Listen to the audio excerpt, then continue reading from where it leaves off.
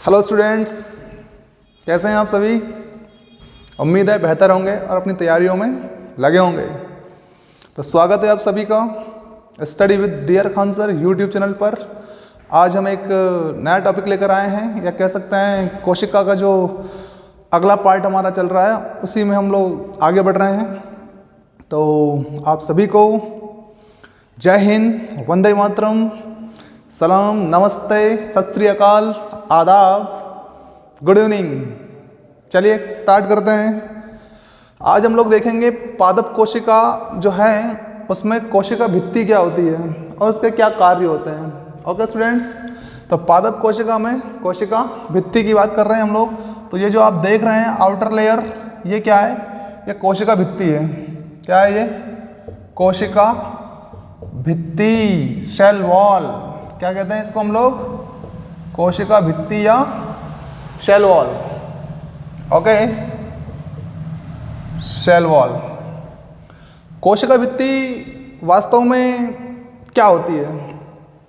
तो पादप कोशिका को चारों ओर से, ये पादप कोशिकाएं दिख रही है आपको कोशिका, तो पादप कोशिका को चारों ओर से एक कड़ा और निर्जीव आवरण घेरे हुए रहता है। आवरण, लेयर एक तरह की कह सकते हैं आप लोग। पादप कोशिका को एक कड़ा और मोटा, या कह सकते हैं निर्जीव एक आवरण होता है।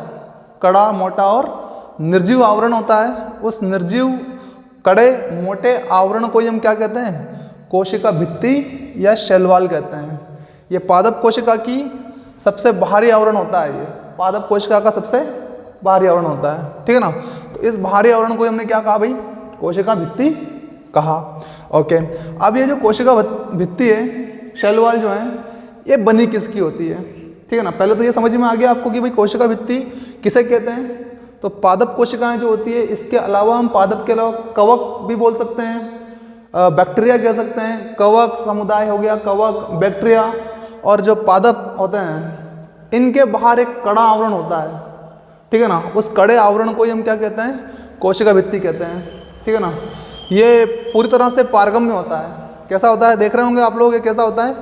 पारगम्य होता है, ठीक है ना। तो इसकी विशेषता कैसी होती है? ये पारगम्य होता है, पारगम्य है। दूसरी बात, कड़ा, कड़ी होती है एक तरह की, मतलब मजबूत होती है। और निर्जीव रचना है, कड़ी और निर्जीव रचना होती है, ठीक है ना। अब ये बनी किसकी होती है? ये बनी होती है सेलुलोज की। कोशिका भित्ति किसकी बनी होती है? सेल्यूलोज या सेलुलोज भी कहते हैं। सेलुलोज की बनी होती है। ओके स्टूडेंट्स, सेलुलोज की बनी होती है। सेलुलोज क्या होता है सर? सेलुलोज एक तरह का पॉलीसेकेराइड है, यानी कि हिंदी में कहें तो बहुशर्करा।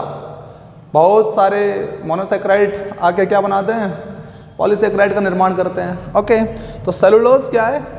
एक पॉलीसेकेराइड है। ओके, सेलुलोज एक पॉलीसेकेराइड होता है। और इसी सेलुलोज के कारण आपकी पादप कोशिका जो होती है, उसकी जो भित्ति होती है वो कड़ी और निर्जीव होती है।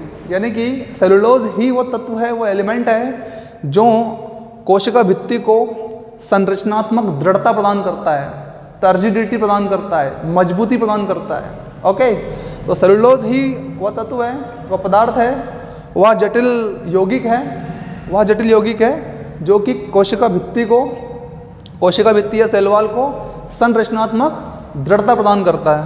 ओके, इसी के कारण क्या होती है? आपकी कोशिका भित्ति कड़ी होती है और निर्जीव होती है और मजबूत होती है। ओके स्टूडेंट्स, आगे हमारी जो कोशिका भित्ति होती है किन किन में पाई जाती है जनरली तौर पे? तो याद रखिए, ये एनिमल में नहीं पाई जाती है। ओके, ये वास्तव में हमारे पादप में पाई जाती है।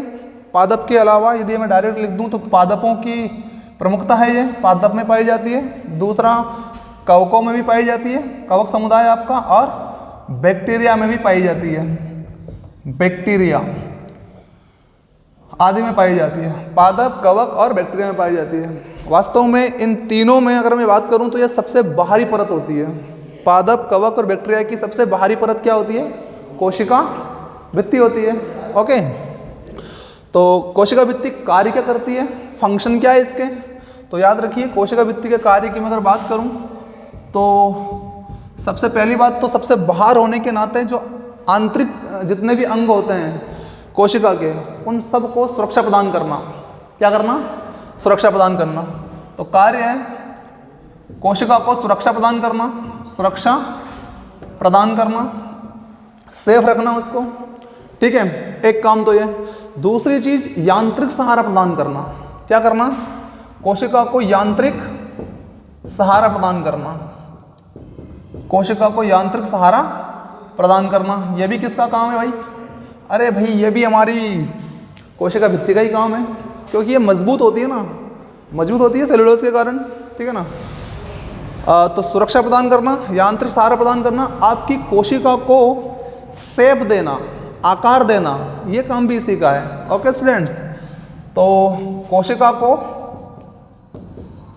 आकृति प्रदान करती है, कोशिका को आकृति प्रदान करती है, आकृति प्रदान करती है। ओके, आकृति देने का काम भी ये करती है, ठीक है ना। आपकी जो कोशिका होती है उस कोशिका को, और खासकर जो कोशिका की जो झिल्ली होती है, जो जंतु कोशिकाओं में जो पाई जाती है कोशिका झिल्ली, चूँकि जंतु कोशिकाओं में जो कोशिका झिल्ली होती है हमारी, उसको सुरक्षा प्रदान करने का भी काम करती है ये। भाई यहाँ पर भी हम लोग देखेंगे तो यहाँ पे अंदर साइड में कोशिका झिल्ली रहेगी, एक और लेयर, इसके बाद जो एक लेयर और देखने को मिलेगी वो क्या रहेगी, मतलब पादपों में कोशिका भित्ति भी पाई जाती है और कोशिका झिल्ली भी पाई जाती है। तो ये यहाँ पे हम बात कर रहे हैं कोशिका, इसके अंदर भाई हमें पता है कि जंतु कोशिका में कोशिका भित्ति नहीं होती है, लेकिन पादप कोशिका जो है हमारे पास में, उसमें दोनों चीज़ें हैं। तो ये इसके अंदर है, सेल मेम्ब्रेन जो है, सेल मेम्ब्रेन इसके अंदर है। तो कोशिका झिल्ली को सुरक्षा प्रदान करना, ये भी इसका कार्य है ना। कोशिका झिल्ली को, कोशिका झिल्ली अर्थात सेल मेम्ब्रेन या प्लाज्मा मेम्ब्रेन किसी को कहते हैं, कोशिका झिल्ली को सुरक्षा प्रदान करना, सुरक्षा प्रदान करना, कोशिका झिल्ली को सुरक्षा प्रदान करना।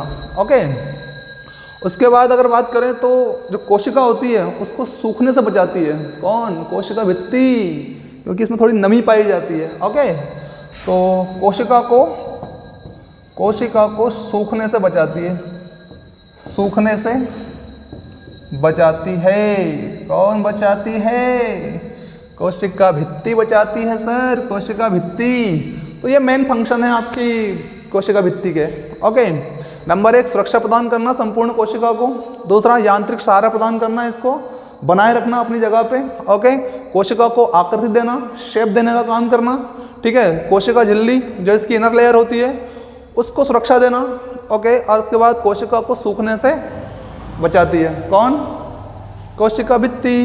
क्लियर हो गया? कैसी होती है सर?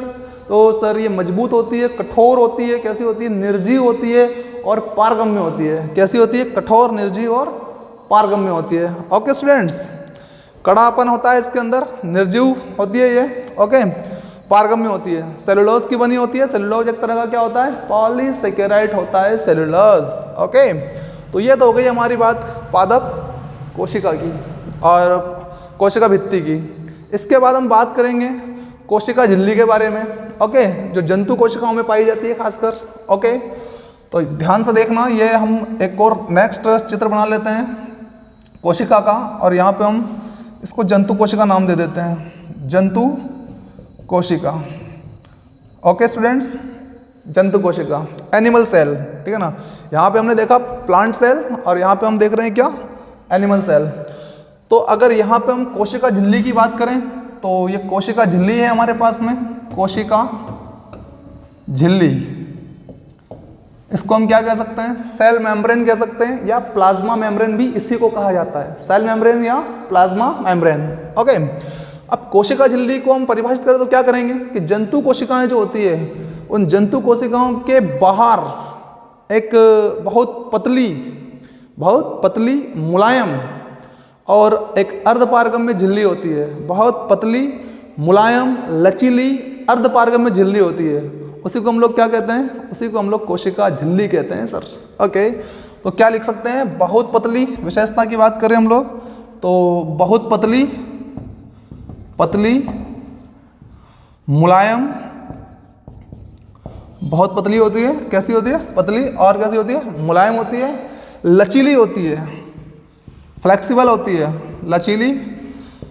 अर्धपारगम्य, सेमी परमिएबल, अर्धपारगम्य, अर्धपारगम्य झिल्ली होती है। इस अर्धपारगम्य झिल्ली को, इस बहुत पतली झिल्ली को, मुलायम झिल्ली, मुलायम, लचीली और अर्धपारगम्य झिल्ली को ही हम लोग क्या कहते हैं? हम लोग कोशिका झिल्ली कहते हैं, कोशिका झिल्ली कहते हैं, या क्या कहते हैं, या क्या कह सकते हैं? सेल मेम्ब्रेन कह सकते हैं, या फिर प्लाज्मा मेम्ब्रेन कह सकते हैं इसको। ओके स्टूडेंट्स, चलिए आगे देखते हैं। अब बात करते हैं कि ये हमारी जो कोशिका झिल्ली होती है, ये बनी किसकी होती है? तो कोशिका झिल्ली लाइपोप्रोटीन की बनी होती है, या इसको हम लिपोप्रोटीन भी कहते हैं। किसकी बनी होती है? तो ये लाइपोप्रोटीन की बनी होती है, या इसको हम लोग लिपोप्रोटीन भी कहते हैं। क्या कहते हैं? लाइपो की जगह लिपोप्रोटीन भी कह सकते हैं आप, ठीक है। लाइपोप्रोटीन या लिपोप्रोटीन की बनी होती है। यानी कि अगर इसको हम इलेक्ट्रॉन सूक्ष्मदर्शी से देखेंगे, इलेक्ट्रॉन सूक्ष्मदर्शी से अगर देखेंगे तो हमें क्या देखने को मिलेगा? हम लोगों को 3 लेयर में देखने को मिलेगी है। कितनी लेयर? 3 लेयर। यानी कि आपको मैं आउटर एरिया से, मिडिल एरिया और फिर इनर एरिया बता रहा हूँ।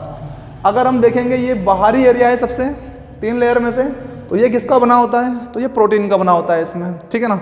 उसके बाद ये जो बीच का एरिया जो है, बीच की जो लेयर है इसकी, ये आपकी लिपिड की बनी होती है। किसकी बनी होती है? और वास्तव में लिपिड एक क्या है? लिपिड वास्तव में एक वसाई है। ओके, और फिर आप इनर लेयर देखेंगे यहाँ पर, तो इनर लेयर आपको वापस प्रोटीन की ही नज़र आएगी। तो मुख्य रूप से हमारी जो कोशिका झिल्ली होती है वो बनी किसकी होती है? ज़्यादातर जो मटेरियल है इसके अंदर वो कौन है? वो प्रोटीन है। ओके, तो इसमें 2 परतें जो होती है ना, 2 परतें प्रोटीन की, और जो मिडिल की परत होती है, बीच की जो परत होती है, वो लिपिड की बनी होती है। ओके, तो ये प्रोटीन की है, ये प्रोटीन है, और लिपिड या फैट आप कह सकते हैं, फैट, ओके, इसकी बनी होती है। तो लिपोप्रोटीन की बनी होती है क्या? कोशिका झिल्ली। कैसी होती है? अर्धपारगम्य होती है, या फिर सेमी परमिएबल कह सकते हैं आप लोग, ठीक है। फ्लेक्सिबल होती है, बहुत थिन होती है। ओके, सॉफ्टनेस होता है इसका गुण है। कैसा गुण है इसमें? सॉफ्टनेस का गुण है इसके अंदर, ठीक है। तो इसको हम लोग क्या कहते हैं? इसको हम लोग कहते हैं कोशिका झिल्ली। 2 चीज़ें हमने समझ ली कि ये बनी किसकी है और होती कैसी है। ओके, इसके बाद हम फंक्शन की बात करते हैं कि ये कार्य क्या करती है। ओके स्टूडेंट्स, तो देखिए आप लोग, फंक्शन की बात करते हैं हम लोग, या कार्य है ना, कोशिका झिल्ली का कार्य। तो देखो, जंतु कोशिकाएं जो होती है उनकी सबसे आउट लेयर होती है, सबसे बाहर की परत होती है। तो सबसे बाहर की परत होने के नाते क्या होगी ये? भाई ये सुरक्षा प्रदान करेगी, नहीं करेगी? आंतरिक अंगों को, कोशिका के जो आंतरिक अंग यहाँ पर रहेंगे, यहाँ कोशिका द्रव्य वगैरह जो रहेगा, उस कोशिका द्रव्य में जो अंग है उनको सुरक्षा प्रदान करेगी, ठीक है ना। तो लिख सकते हैं यहाँ पर आंतरिक अंगों को या फिर कोशिका को सुरक्षा प्रदान करती है ये कोशिका झिल्ली। ओके, कोशिका को पहला काम क्या है? सुरक्षा प्रदान करती है, ठीक है। दूसरी बात, आकार बनाए रखती है। यानी कि यहाँ पे अगर जंतु कोशिकाओं की हम बात करें तो यहाँ पर कोशिका को आकार कौन देती है? तो कोशिका को आकार कौन देगी भाई? अरे कोशिका झिल्ली देगी जंतुओं में। ओके, तो कोशिका को आकार प्रदान करती है, कोशिका को आकार प्रदान करती है, आकार प्रदान करती है। कोशिका को क्या देगी? आकार देगी, एक शेप में रखेगी उसको। ओके, ये काम हो गया। उसके बाद यांत्रिक सहारा भी प्रदान करती है। ओके, कोशिका को यांत्रिक सहारा प्रदान करती है, यांत्रिक सहारा प्रदान करती है, सहारा प्रदान करती है। कोशिका को यांत्रिक सहारा प्रदान करती है कौन? कोशिका झिल्ली सर, सेल मेम्ब्रेन। ओके, इसके बाद जो जंतु कोशिकाएं होती है, उन जंतु कोशिकाओं में जो हमारा फ्लैजिला होता है, फ्लैजिला पिछली क्लास में पढ़ा है आप लोगों ने, आगे भी पढ़ेंगे। फ्लैजिला, कशाभिका, ओके, और उसके बाद में आपका माइक्रोविलाई। ओके, तो इनके निर्माण में भी सहायक होती है कौन? कोशिका झिल्ली। जंतु कोशिकाओं में फ्लैजिला, जो कि कह सकते हैं आप लोग, जो छोटे छोटे हमारे कृमि जो जीव होते हैं, है ना, उनमें वास्तव में ये प्रचलन अंगक होते हैं। प्रचलन, चलने के लिए, गमन करने के लिए अंगक होते हैं कौन? फ्लैजिला, ठीक है ना। तो फ्लैजिला और माइक्रोविलाई के निर्माण में भी सहायक होती है कौन? कोशिका झिल्ली, जंतु कोशिकाओं में।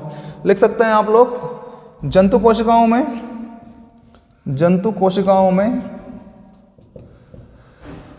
फ्लैजिला और माइक्रोविलाई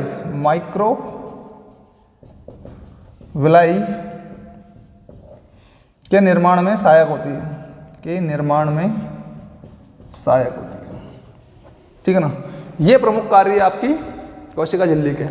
तो मुझे लगता है आपको क्लियर हो गया होगा कि वास्तव में एक सेल के अंदर कोशिका झिल्ली क्या होती है और सेल वॉल क्या होता है, सेल मेम्ब्रेन क्या है और सेल वॉल क्या है। एक बार वो फटाफट से देखिएगा, दोनों में अंतर देखने का प्रयास करते हैं। जो प्लांट सेल होते हैं उसकी सबसे बाहरी जो परत होती है, प्लांट सेल जो होते हैं उसकी सबसे बाहरी परत जो होती है वो कोशिका भित्ति होती है, और उसके अंदर जो परत होती है प्लांट सेल के अंदर वो कोशिका झिल्ली होती है। यानी कि हमारा जो प्लांट सेल होता है, प्लांट सेल इस प्लांट सेल में दोनों चीज़ें पाई जाती है, यानी कि कोशिका भित्ति भी पाई जाती है और कोशिका झिल्ली भी पाई जाती है। लेकिन कोशिका भित्ति जो होती है सबसे आउटर लेयर होती है। और कैसी दिख रही है, देखो ये पारगम्य होती है सर, ये पारगम्य होती है, ठीक है ना, पारगम्य होती है। और कैसी होती है, ये कड़ी होती है और निर्जीव होती है। और यदि हम कोशिका झिल्ली की बात करें तो वो कैसी होती है, वो लचीली होती है, सॉफ्ट होती है और अर्ध पारगम्य होती है। कैसी होती है, लचीली होती है, मुलायम होती है, पतली होती है और अर्ध पारगम्य होती है। ओके।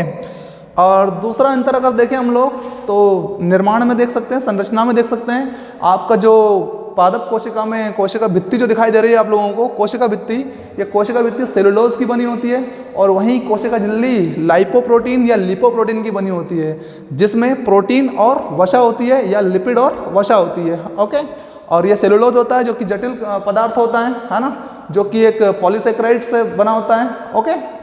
ओके। कार्य में लगभग कुछ समानता है और कुछ अलग से भी कुछ चीज़ें हैं इसके पास में। तो इस तरह से एक कोशिका भित्ति और दूसरी कोशिका झिल्ली। उम्मीद है आपको दोनों में अंतर समझ में आ गया होगा कि वास्तव में कोशिका झिल्ली क्या है और कोशिका भित्ति क्या है। यदि अंतर समझ में आ गया है और चीज़ें क्लियर हो रही है तो प्लीज़ चैनल को सपोर्ट करें, लाइक करें, सब्सक्राइब करें और करवाएं भी सही। ओके। तो मिलते हैं कल इसी टाइम पर। Thank you very much. Good night.